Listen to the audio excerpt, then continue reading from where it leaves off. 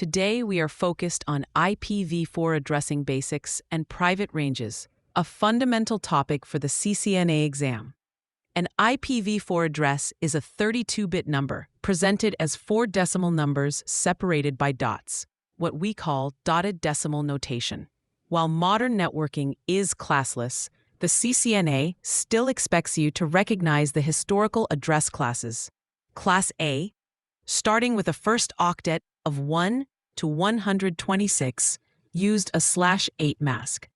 Class B, from 128 to 191, used a /16 mask. And Class C, from 192 to 223, used a /24 mask. Think of them as large, medium, and small networks, respectively. The most critical part for your exam is memorizing the RFC 1918 private address ranges. These are non-routable addresses used inside our local networks. You must know these by heart. The 10.0.0.8 block, the 192.168.0.0/16 block, and the tricky 172.172.0.0 block. A common exam trap is to present an address like 172.32.15 and ask if it's private. It is not. The private range only goes from 172.116.0.0 to 172.31.255.255. Anything outside that specific range, like 172.15 or 172.32, is a public, routable address. The exam loves to test this specific detail. Another key area is special addresses. The entire 127.0.0/8 block is reserved for loopback.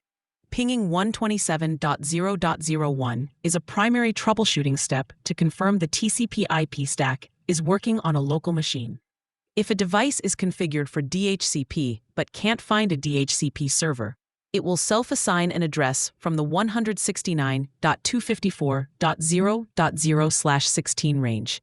This is called Automatic Private IP Addressing, or APIPA. If you see an APIPA address in an exam question, it's a huge clue that there is a DHCP failure. Devices with APIPA addresses can only communicate on their local segment and cannot reach the internet. The overall strategy tested on the CCNA is how public and private addresses work together. Internal devices on a LAN use RFC 1918 private addresses. Because these are not routable on the internet, the network's router uses network address translation, or NAT, to translate the many private addresses into a single or a few public IP addresses provided by the ISP. An exam scenario might ask why a PC with the address 192.168.1.10 can't connect to a web server. The answer involves understanding that it's a private address that needs to be translated by a NAT-enabled router to a public address before it can traverse the internet. For a simple mnemonic, remember the private ranges this way. 10 is for one massive enterprise network, 172.16 is for medium-sized businesses, and 192.168 is for your home network. Pay special attention to that 172.116 to 31 range, as that's the most likely to appear as a trick question. For free practice questions, AI-powered explanations, and more exam prep tools, visit openexamprep.com. That's openexamprep, all one word, .com.